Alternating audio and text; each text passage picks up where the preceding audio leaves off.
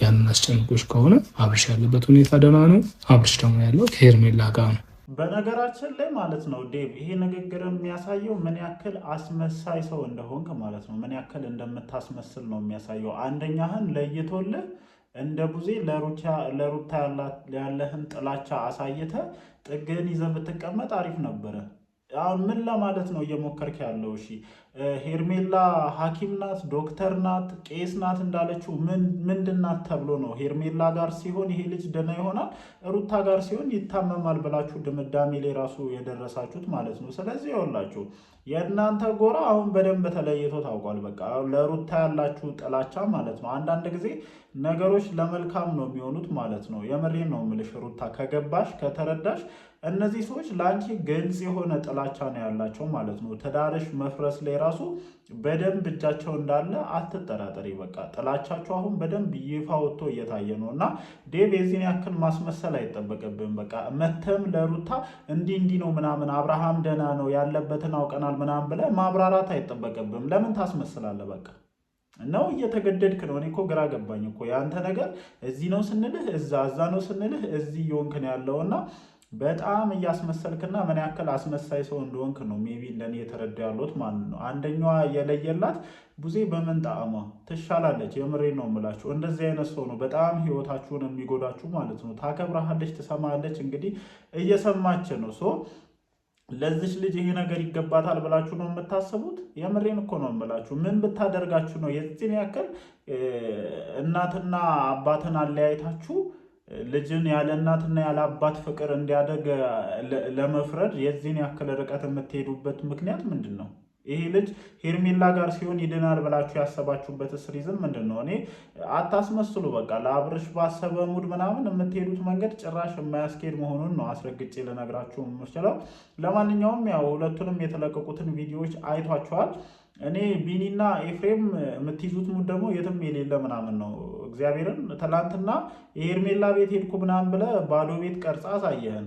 ዛሬ በምን ፍጥነት እቃውን አስገቡት፣ በምን ፍጥነት እቃውን አስወጡት። እኔ እኮ ምን አይነት ሙድ ነው የምትይዙት? አንዳንዴ የምሬን እኮ ነው። አረ ቢያንስ የሆነ የተደራጀ ስራ ለመስራት ሞክሩ፣ ሌላው ቢቀር ማለት ነው። ለማንኛውም እንግዲህ ሁለቱንም ቪዲዮዎች አይታችኋል ብዬ አስባለሁኝ። ኤፍሬም ተረጋጋ።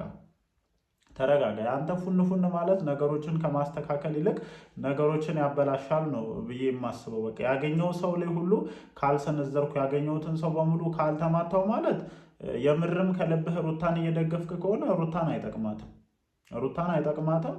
ለነዛ ሰዎችም ሪዝን ነው የምትሆነው። በቃ እንደውም ምክንያት አገኘው አንተን የሚያሳስሩበት ማለት ነው። አስቸግራል። ስለዚህ አንተን የሚያሳስሩበትን ሪዝን እንደሰጣቸው ነው የምቆጥሩት። ሁሉንም ሰው ካልመታው፣ ከሁሉም ሰው ጋር ካልተደባደው ይሄ የማያስኬድ መንገድ አይደለም በመጀመሪያ ደረጃ። ስለዚህ ተረጋጋ። አስበው አቅደው ምናምን ነው ይሄንን ነገር ያደረጉት። እናንተም ከዚህ ቀደም እንዳደረጋችሁት አስባችሁ አቅዳችሁ አብርሃምን የምታገኙበት መንገድ፣ ምናልባትም አብርሃምን እዛ ጋር ቆልፈው ያስቀመጡበት ወይም ደብቀው ያስቀመጡበት ትልቁ ሪዝን ምን እንደሆነ ታውቃላችሁ? አብርሃም ወደ ሩታ ስለሚመለስባቸውም ሊሆን ይችላል። ሜቢ አላቅም፣ ግን ቀን ላይ ቦታውን አውቃችሁ እንደሄዳችሁ ሰምቻለሁኝ። እነዚህ ዛሬ የተለቀቁ ቪዲዮዎች የመች እንደሆኑ እርግጠኛ አይደለሁም። ምክንያቱም ዛሬ የተቀረጸ ቪዲዮ ዛሬ እናንተ ጋር እንደማይለቀቅ ስለማቅ ነው ይሄንን ነገር እያልኩ ያለሁት።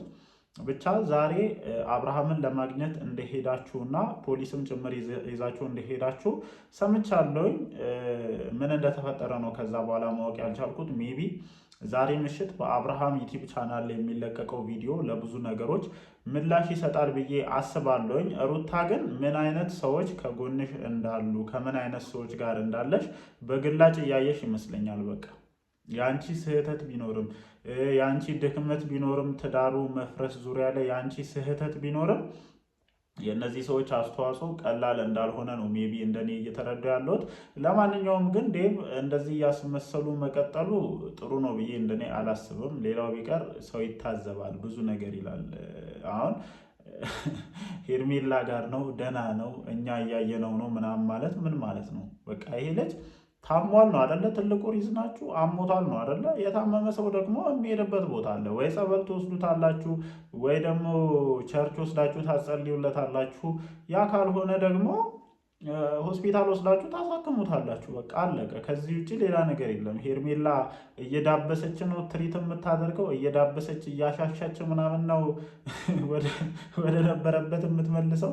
አይሚን አላቅም እኔ ወይ አብርሃም ሙድ እያዘ ነው እንጂ ሩታ መተት ምናምን እያስባላችሁ የምታስወሩት ነገር ኢትዝ ነው ትክክል እንዳልሆነ ነው ሜይ ቢ እየተረዳሁ ያሉት። ወይ አብርሃም ሙድ እያዘ እንደሆነ ነው እንደኔ የማስበው። ለማንኛውም ግን በጣም ከባድ ኬዝ እንደሆነ ነው ብቻ በእናንተ በኩል ያለውን ነገር እየተረዳ ያሉት።